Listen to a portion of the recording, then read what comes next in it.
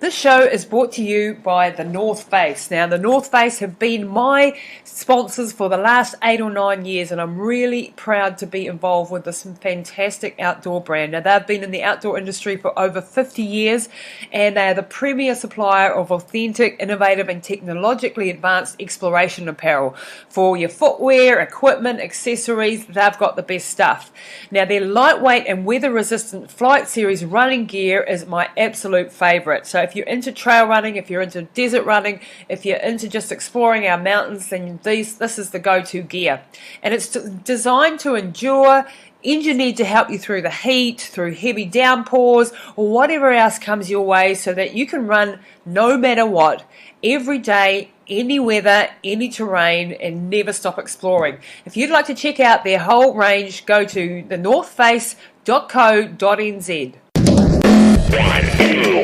Welcome to Pushing the Limits, the podcast that gets deep into the psyche of extraordinary achievers across all genres, cutting to the chase to unlock the secrets of their success, their achievement, philosophies, and motivations. Join us in the quest to find out what makes the movers and shakers of our world tick and what gems of wisdom we can learn from them. Now, over to your host, Lisa Tamati. Hi there everyone, Lisa Tamati here from Pushing the Limits, and welcome to the show once again. It's an absolute privilege to have you join me again. I really appreciate your loyalty to the show. And this week I have a doctor all the way from San Francisco. Now this is one of the world's leading experts, I would say, in this area of medicine called Hyperbaric Oxygen Therapy.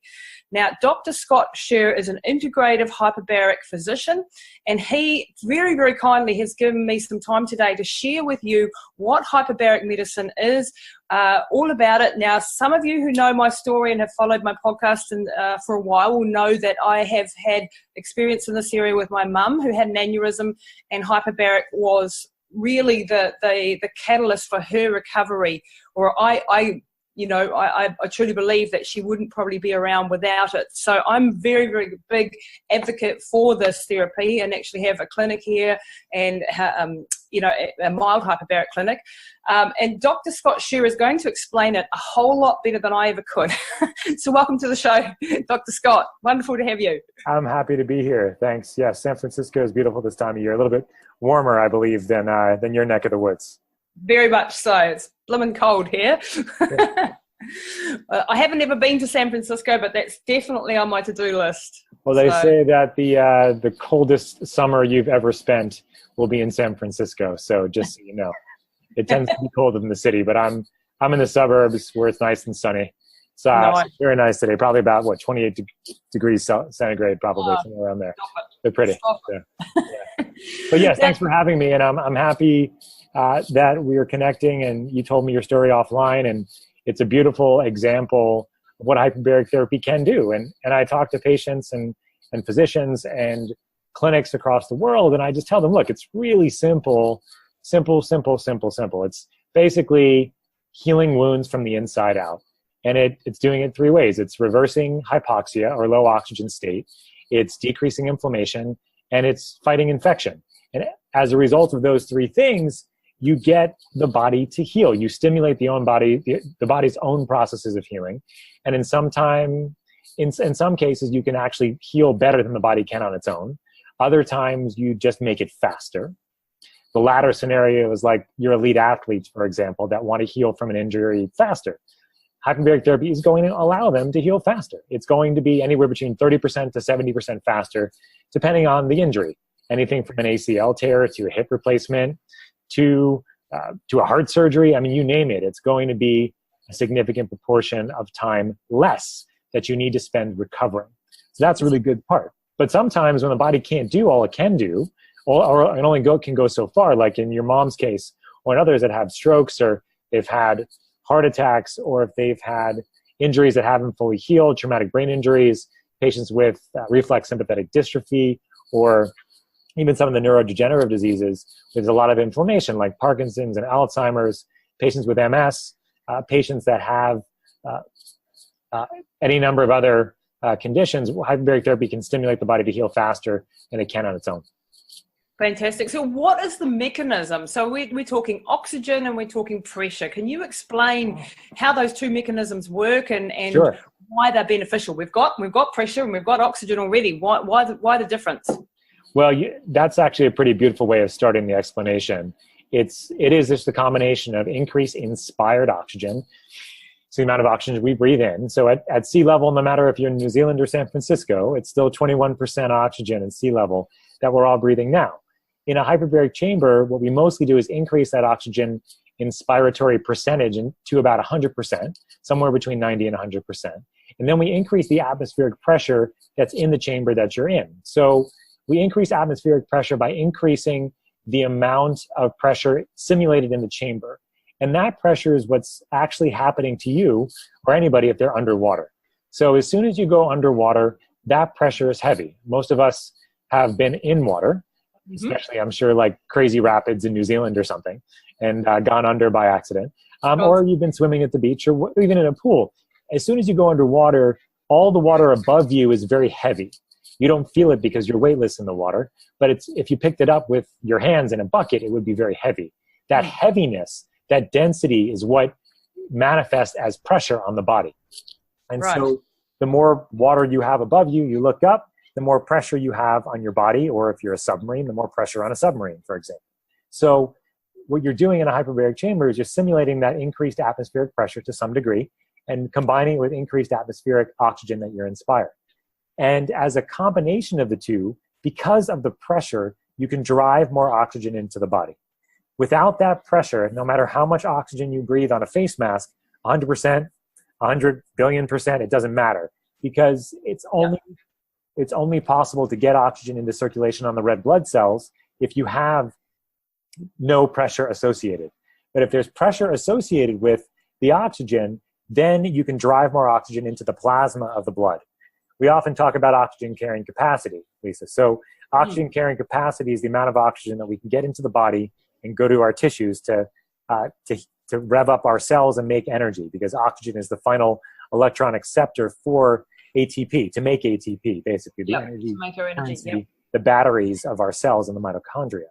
So the combination of the two increases your oxygen carrying capacity by increasing the amount of oxygen in the plasma, or the liquid of our blood, not on the red blood cells, which are already saturated for most of us that have normal blood. When we do an SpO2 measurement, or at the hospital or whatever, we come out with 98% or something like that. So we're unable to take more up into the red blood cells. Right. How much more can we take up in the plasma of the?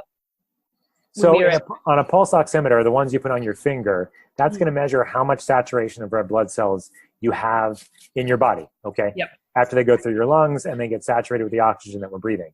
And SVO2 is a little bit different. That's a Swan-Ganz catheter that they use in ICUs. That can measure the combination of oxygen saturation both in the red blood cells and in the plasma. Wow. Just to clear that up. But you don't want to float a swan in somebody, like that's an ICU. We don't even do that anymore in the ICUs. Well, we can do these calculations though because of that data. And so we're getting about 1,200% or more oxygen into circulation using pressure. So at 3 ATA, 3 atmospheres absolute, which is the equivalent of 66 feet of seawater. I don't know the meters, sorry. 20-something meters, yep.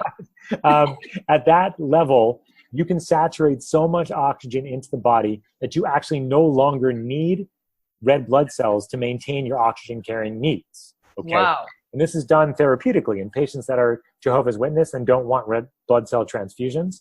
Also in patients that get severe trauma and lose a lot of blood very fast, you can stick them in a chamber and you can temporize them because you can saturate so much plasma with oxygen.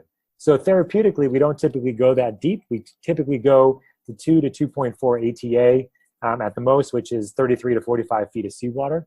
But the potential is there to go deeper if we need to. If you've had a dive injury or if you have a severe gas-forming organism that's causing an infection, that can significantly be mitigated by going to the deeper pressures for short periods. Because this medicine actually comes from the dive industry. So from divers who have the bends, is where it's originally come from, isn't it? So that but we have, perhaps we can go back and explain there are 3 types of different hyperbaric facilities.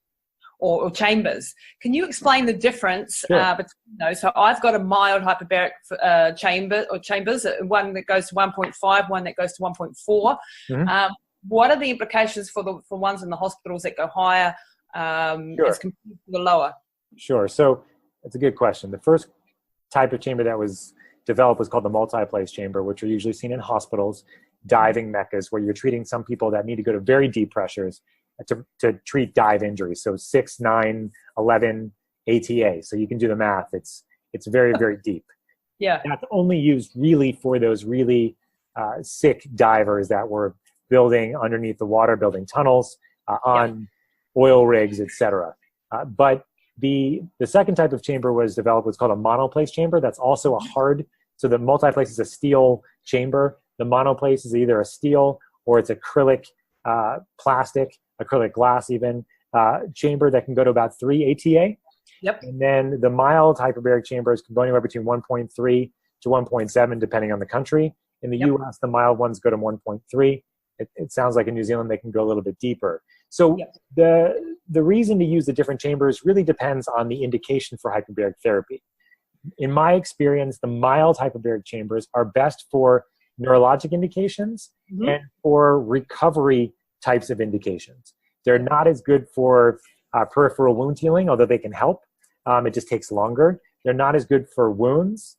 They're not as good for infections, for example.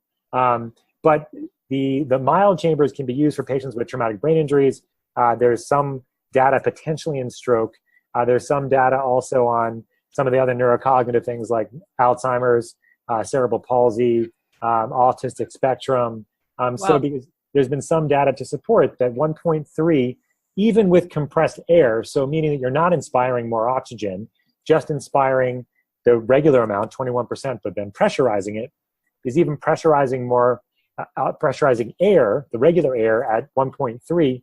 It's still better than... Yeah, it's going to increase the oxygen circulation in your body by about 45 to 46%. So, which is a lot, even at that. But we're talking like, so for example, though, like at 1.5 ATA at 100% oxygen, you're getting about 600% more oxygen in circulation. Okay. Wow. If it's 47%, 46%, 1.3 ATA at regular atmospheric pressure, just breathing air at that level. So, and the deeper you go, the more significant peripheral wound healing and infection capabilities you have, really. There is a big group in Tel Aviv that's done work at 2.0 for reverse aging, rejuvenation, looking at new blood vessels growing in the brain, in the heart, in the sexual organs, including the penis, for example. That's where they have penis MRIs now. It's awesome. It's the millennium. We can do anything these days. But anyway, so it's a good way to get business, right? You can show your friends your penile MRI before and after hyperbaric therapy. So now that's the biggest selling point I've ever heard. The reason why they did the study was on erectile dysfunction, actually. Right. And they actually showed that hyperbaric therapy can improve erectile dysfunction in patients that were diabetics and had other arteriovascular disease, actually. So there was a reason for it. It wasn't just, optics or sexual performance. It was more, you can reverse the aging process, which includes atherosclerosis, the hardening of arteries, the difficulty of getting blood to various locations, because hyperbaric therapy, along with what I said before, releases massive amounts of stem cells and also releases hormones that are responsible for new blood vessel growth. So we are regrowing blood vessels in areas like the brain and the heart and the penis and other locations as well. Like, so your mom had an aneurysm, which likely led to like a stroke-like phenomenon. Yeah. You had an area of the brain that just wasn't getting enough blood flow. And then some of it was dead, but most of it was just not getting enough blood. And so as a result of that, hyperbaric therapy increased the oxygen in that area that wasn't getting enough blood, stimulated new blood vessels to form, and all of a sudden she's now, like you said, she's like almost going back to work, and she's driving and all this other amazing things that can happen. Time is brain, time is heart, time is injury. So the quicker you can get into the chamber, the better you're going to be. The longer it's been since you've had these injuries or incidences or whatever, the harder and the longer it's going to take to recover, and the less complete it's likely going to be. So I for often her tell it patients. was 3 months before I could get her because she was still in the hospital, you know. That's And still relatively quickly, though. Still relatively quickly. And then we had, you know, a period of time in a multiplace chamber where she was inspiring 100% oxygen, and then we had to go to the mild because that facility was no longer available to us. So if we go back and look at, so there's an inflammatory response is better at, say, 2.0 and above atmospheres. Peripheral, so outside of the brain and spinal cord, yes. Okay, so that's so stem cell production and all that is better at the higher, but for brain injury, for say like the multiple sclerosis, autism, cerebral palsy, concussions, TBI, 1.3 to 1.5 is the better. Yeah, we think that the sweet spot for the brain is somewhere between 1.3 and 2.0. The challenge is knowing who is going to do best at those variable pressures. The answer is that we only know a little bit of this information. Some of my colleagues, like Paul Harch, who we talked about briefly, and then the Israelis are doing the imaging to see where the brain has the best increase in blood flow. Those are more difficult to do. So we often start slow and we go as people seem to do. So we kind of go where the averages are. I often personally, if I have the choice, like to start at the deeper pressure a little bit first, like 1.5 to 1.75 for most of brain indications. And then I can dial it back if we feel like it's too much. It just depends on the person. It depends on how acute the injury is, for example. If the injury is more acute, we may want to go a little bit deeper to start off with, because there's a lot of these hormones, and they're called cytokines and other factors, inflammatory mediators, that may do better with a little bit more pressure to start off with. The Israelis are just coming out with a study. Actually, sorry, the Chinese are coming out with a study. The Israelis did some work with them to help to write it up. But it was on, I think it's going to be about 400 stroke patients is what I hear, and all getting hyperbaric therapy within a very short window after the strokes and having significant improvements. And they did 60 hyperbaric sessions for these people.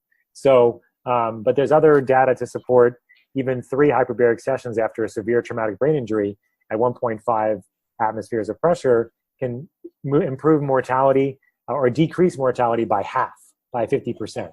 That's insane. So why, doctor, is it not available in every single hospital and every ICU unit in the world? Why is it not a first-line defense? Is that because we haven't yet got the definitive proof and or is it it's expensive to run these studies.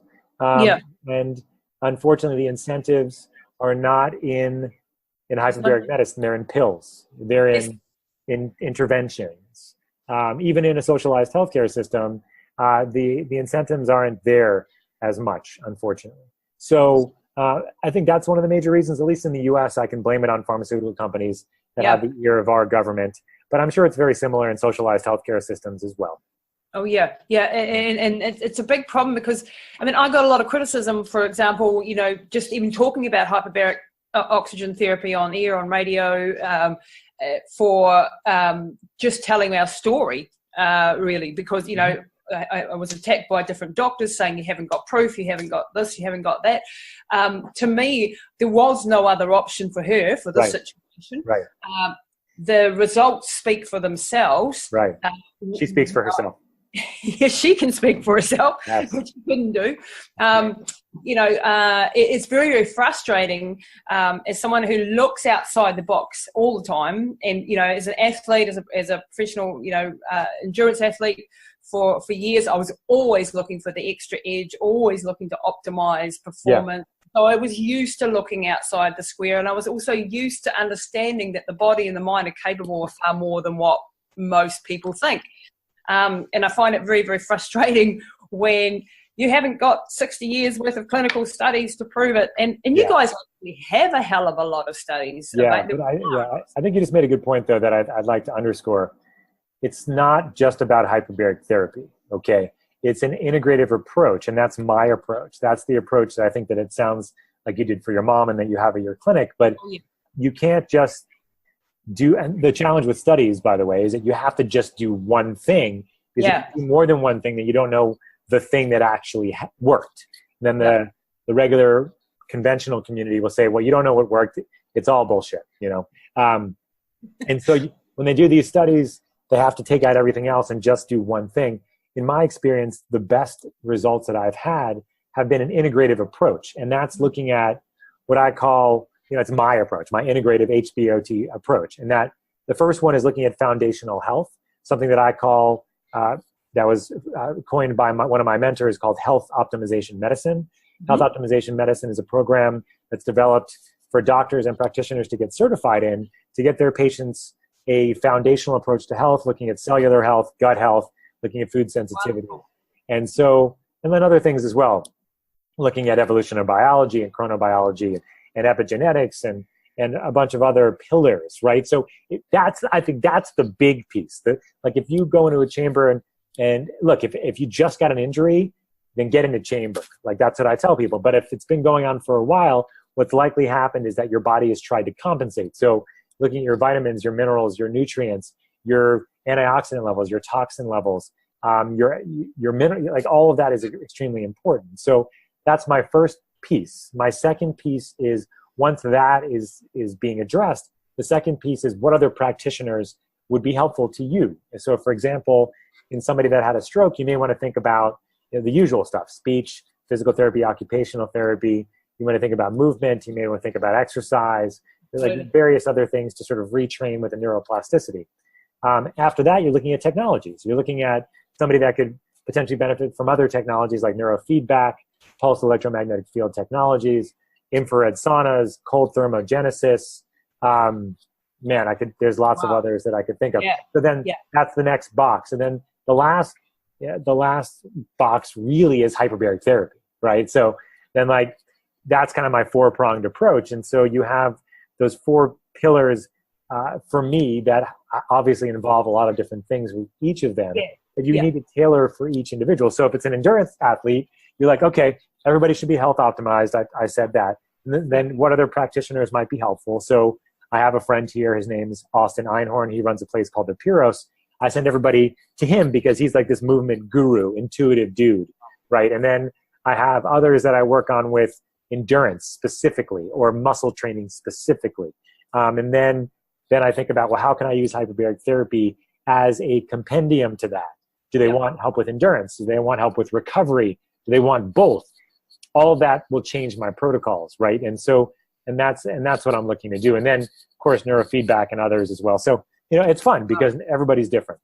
And this is the wonderful thing that I can see slowly starting to take place in the world of health science and breakthroughs. And there seems to be a mixing slowly of the alternative, what was seen as alternative, in with progressive doctors like yourself who have gone, hang on, the straight traditional school medicine is very much inside that box and is not looking left or right. These other things can add their part to the puzzle. And that's very much, I did it reverse with mum, in the fact that she had absolutely nothing. So physical therapy and that was very limited, and I couldn't, right. She had no memory, she had no speech, she had no ability to even chew or, anything. So I had to get a basis to work with. And from then I took an absolute multi-pronged approach. And some of the things that I tried out with her were, waste of time and money. A lot of the technologies and things that I did try out. But the combination of the physical therapy combined with the hyperbaric, combined with the diet, combined with the nutritional supplementation, the testing that I did.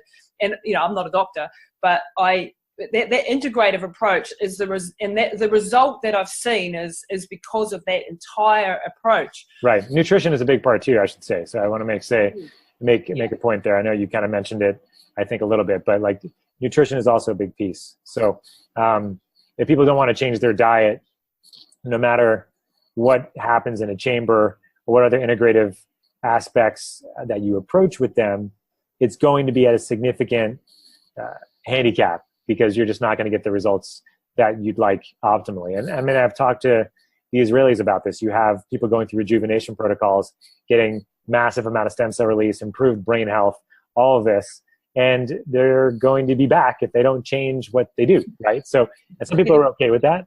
Other people, I hope at least, I think one of the things that I have found is that once people start feeling better, they start getting more invested in their health. Right? They start getting more invested in how they feel.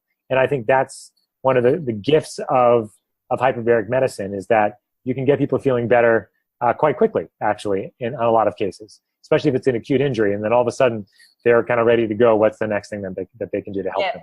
It's getting that motivation, isn't it? And one of the interesting areas with hyperbaric is that your cognitive function, your ability to think better, clearer, all of that is a part of this. So it actually can reverse brain aging, from what I understand. Yeah, you're getting new blood vessels growing in the brain. I mean, after about 45, 50 years old, in a regular person, so if you're a diabetic even earlier, or if you have chronic inflammatory disease, autoimmune disease, you're going to start losing blood vessels in your brain. An MRI, straight MRI of a brain of somebody 50 years old and above will usually show something called non-ischemic changes. Small vessel ischemia. So basically what that means is that small vessels in the brain are starting to get flicked off. This is what we call senile dementia. We can't remember where we put our keys, but we can remember what we did 50 years ago. Yes. We can't remember where we were 2 minutes ago because the frontal lobe, the front of our brain, tends to be a place that loses blood vessels faster. The other area where we tend to lose blood vessels faster is someplace called the hippocampus, which is where we actually build new memories, new neurons, and that slows down over time as well. And we know hyperbaric therapy can regrow blood vessels in the hippocampus and in the frontal lobe specifically, and we know it can make new neurons in the hippocampus as well. Right, fantastic. So is there a if we have optimum nutrition or optimum vitamins, like for example, I've heard that having vitamin C infusions combined with hyperbaric can be very powerful. Is that sort of thing, does it increase the efficacy of vitamins and nutrients when you have hyperbaric?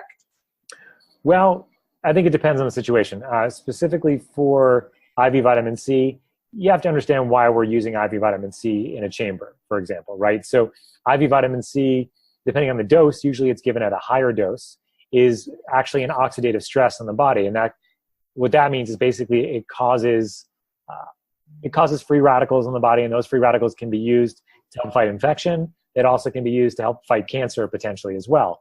Hyperbaric therapy is also an oxidative stress. It's a stress in the body that causes more oxidative reactions, more of these free radicals to help the body rev up its own natural antioxidant capacity.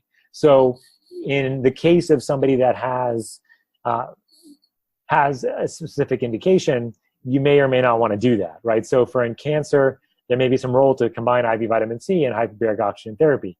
But in patients that have already a significant proportion of inflammation, you have to be careful. So if you have chronic infections, for example, you can get into trouble if you're using high-dose IV vitamin C along with hyperbaric therapy.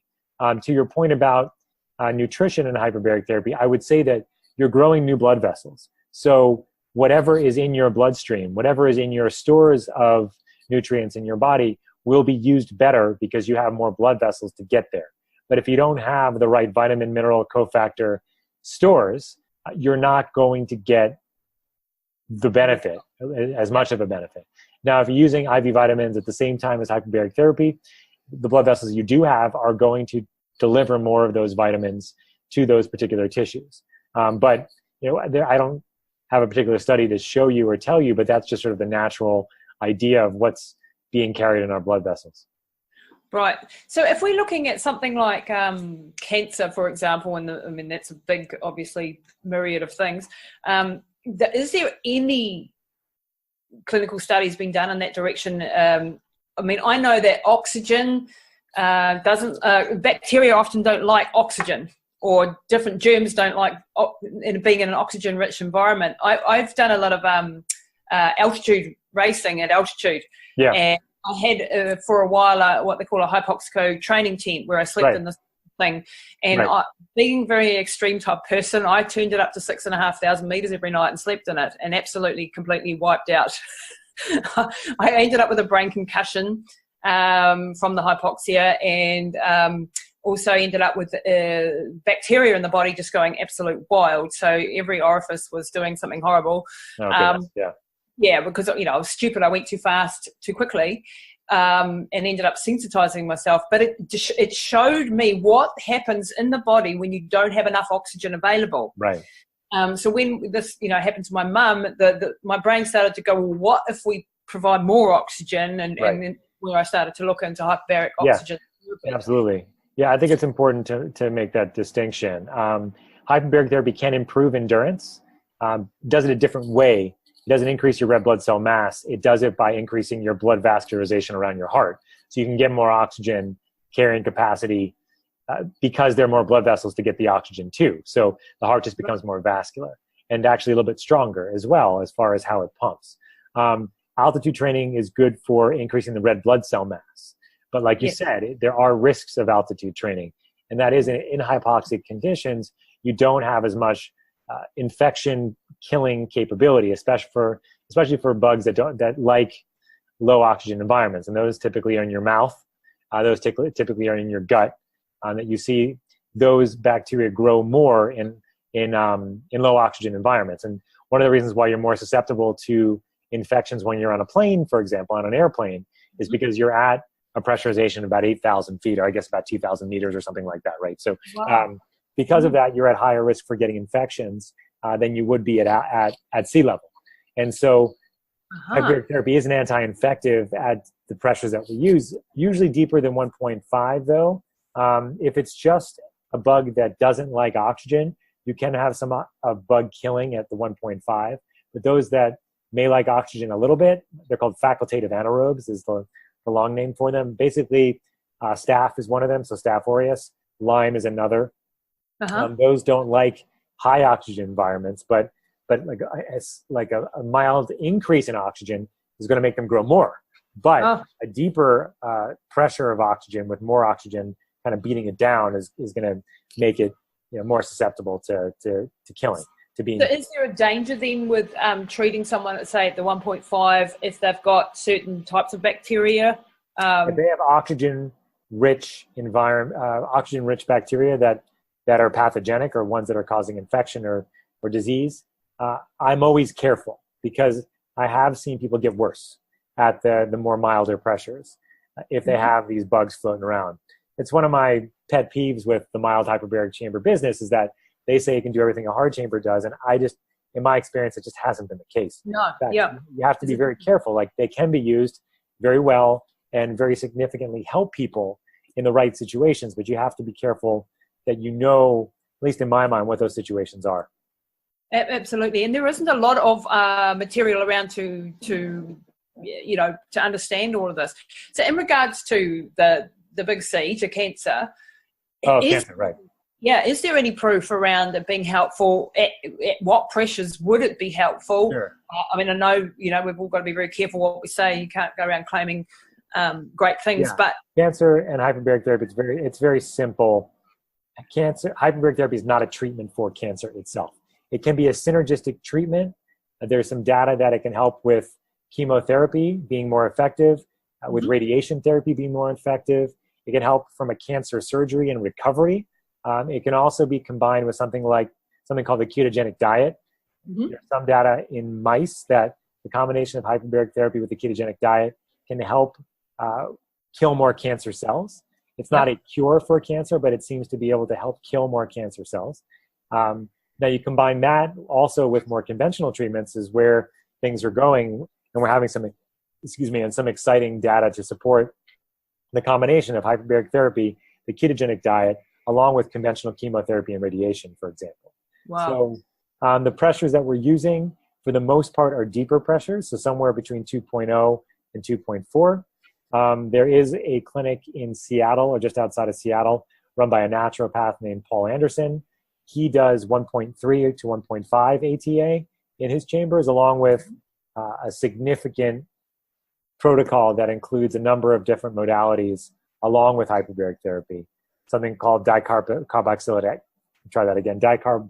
acid, DCA, along with the ketogenic diet, ketone supplements. So lots of different modalities. So, he doesn't have any data, like any randomized control data, but he's having some good outcomes in his patients.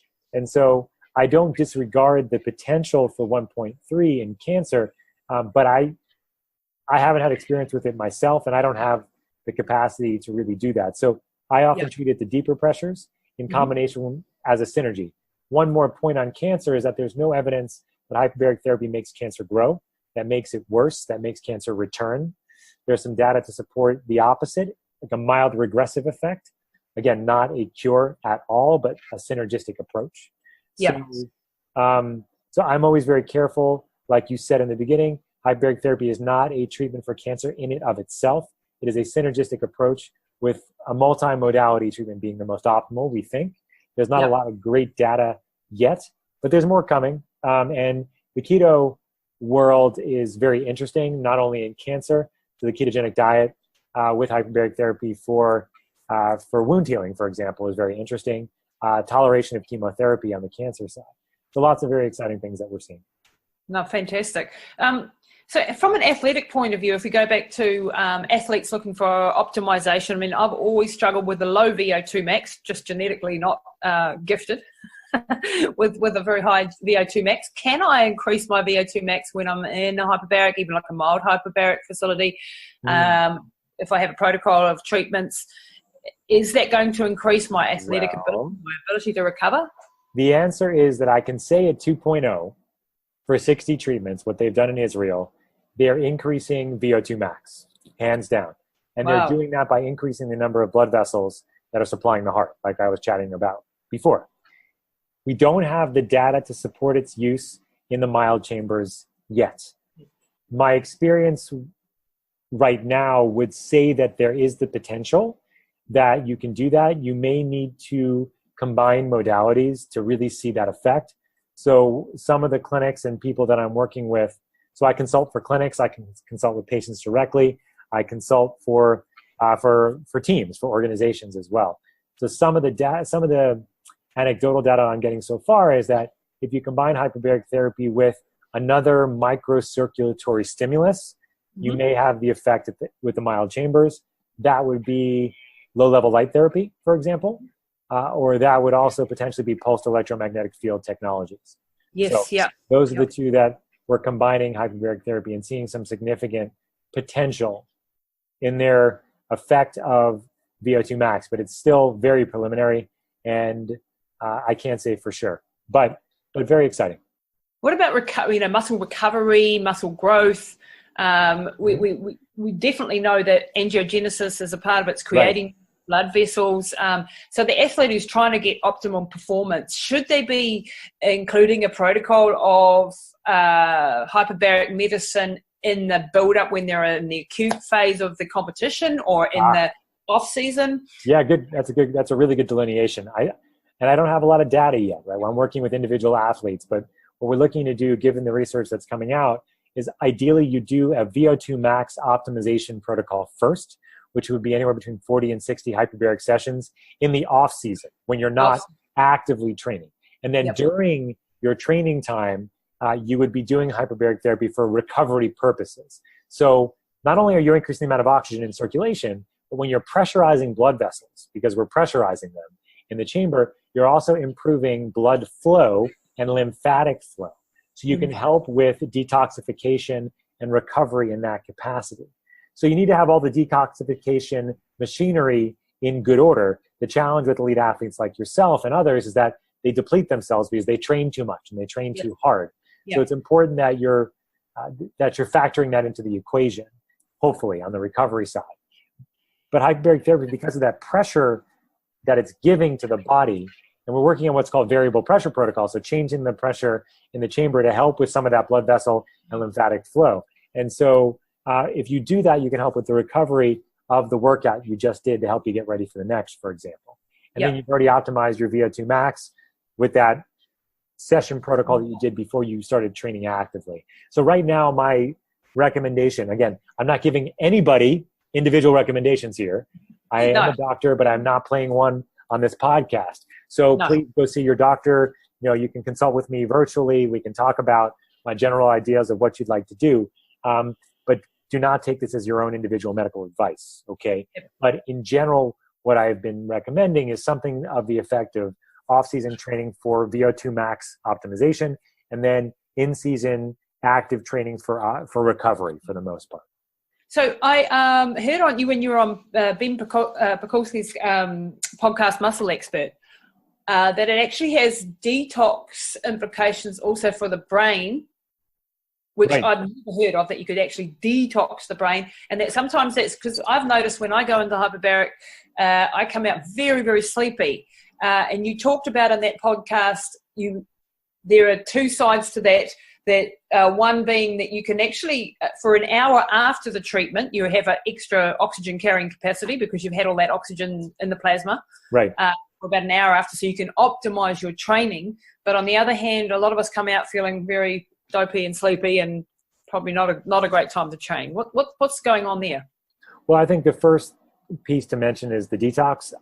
There are lymphatic vessels. So we have blood vessels in our body, and we have lymph vessels in our body. Lymph is how we detox our cells. So when cells produce energy, they produce a lot of garbage. That garbage needs to be taken by garbage truck to our liver to get detoxified and then expelled as stool, as urine, as sweat, etc. So there's lymphatic vessels in our brain that allow that to happen. Now, we didn't know these vessels existed up until about a year ago or so. And so we think hyperbaric therapy is causing a pressure change on the lymphatic vessels in the brain, helping with detoxification, just like it's doing for vessels outside of the brain. Now, as far as oxygen carrying capacity, you do have an increased oxygen carrying capacity for about an hour after you get out of the chamber. That will dissipate quickly, but you can use it to your advantage, like you said, to train afterwards. You can also use it to your advantage inside of the chamber to do training in the chamber, depending on the type that you have. So like in a soft chamber where there's very little risk, you can bring potentially other technologies inside of it and use those while you're getting hyperoxygenated, for example. So that's pretty exciting, of course. In the deeper chambers, you can't do that because it's too much of a risk of the pressure and the oxygen, for example. So that oxygen carrying capacity can be used in the short term, like we talked about, or in the long term, you can build up that oxygen carrying capacity to help your VO2 max over the long term. And increase your strength. So where do you see, Doctor, just to wrap up now, coming to the end of our session, where do you see hyperbaric going from a world view? I mean, I would love to see a heck of a lot more clinics popping up. Obviously, as you've mentioned, the mild and the regulations around the hard chambers, the medical grade facilities, the costs are prohibitive.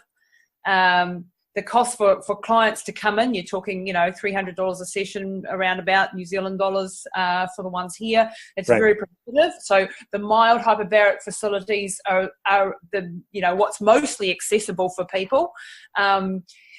There is obviously some problems around that. Where do you see, where are all these studies going, and is it going to spread around the world and be more available? I think you're going to see it in two ways. I think you're going to see it being developed as a non-medical, anti-aging, reverse aging, rejuvenation treatment that's going to be part of an integrative diagnostic and therapeutic suite of services. So I see that happening. That's going to happen. And that's going to be at the hard chamber level. But I think at the soft chamber level, what I think you're going to see is, as a result of that, the hard chamber, multi-place chamber vehicle being more prominent out there, you're going to have a need for the soft chambers to deal not so much in the anti-aging space, but more in the therapeutic space for neurocognitive reasons. And I also think that you're going to see more of the mild hyperbaric therapy integrated into other technologies, other care plans, not just hyperbaric therapy in a mild chamber. So that's extremely important. I think that's where it's going to be most effective. So I'm working with a company in Los Angeles, for example. They're right now calling themselves the Remedy House, and they're looking for a recovery lounge where they're going to have numerous technologies that are all together, including hyperbaric therapy and sauna and others. They're going to be combined. So I think the way of mild hyperbaric therapy is in combination of other modalities. The way of hard hyperbaric chamber is reverse aging, rejuvenation, anti-aging protocols. And I think you're going to see that kind of going sort of in parallel. And then there's going to be significant reasons to use both. And I think I talk about both. I use both. I think there's a reason to use both. So I don't think that they're mutually exclusive in that case. I do think that there are some mutual exclusions that are necessary here, right? So if you have an infection, if you have a wound, if you have significant inflammation, like an autoimmune disease, for example, I don't recommend soft chambers most of the time. Right. Sometimes I will say for neuroinflammation, for brain inflammation, let's start off at some of the milder pressures, but then we need to go deeper to really see some significant benefit. Like I've had rheumatoid arthritis patients, for example, do very well at the deeper pressures. Yep. I've had Lyme disease patients do pretty well at the milder pressures, but then you need to go deeper if you're actually going to start killing bugs instead of just dealing with some neuroinflammation. So they're mutually exclusive in some ways and not in others, I guess is the best way to say. But I think there's a utility for both. It's a shame that it's not more accessible for most people, and it's very difficult for us to get anything but perhaps the mild facilities. Like in New Zealand, we have 3 hard facilities that I know of, Auckland and Christchurch hospitals, but they're only funded for wounds and diabetic wounds and gangrene and so a multiple sclerosis sufferer or a cancer sufferer, or no one else has access to these facilities ever. And so, the mild is the only option. And that's why it's good to understand what the mild can be used for and where its limitations lie. It's an ever-changing area of medicine.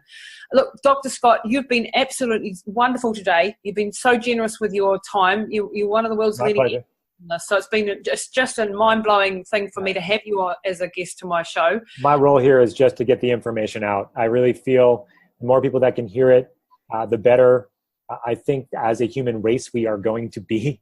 I don't mean that from an ego perspective at all. I really see that as hyperbaric medicine is a vehicle for rejuvenation, for health, for optimization, and it also allows people to take that deeper dive, no pun intended, into their health. And so my role here as an integrative guy, hyperbaric therapy is just a piece of that. It's a synergistic piece. I call it the ultimate synergizer, the ultimate accelerator. And so take it as that. Except if you've just had an acute injury, it's those things as well. But just don't worry about a whole lot else. Just try to get into a chamber if you can, and because it's going to stimulate your body's own natural healing capability. Absolutely. So, Doctor, where can people get hold of you if they want, individual, even virtual consultations, athletes or people that have had, whatever happened to them? How do they get in contact with you? So, I do education, advocacy, and consultation across the world, New Zealand included. And so I do that mostly through my own personal website called integrativehbot.com, the word integrative and the letters HBOT.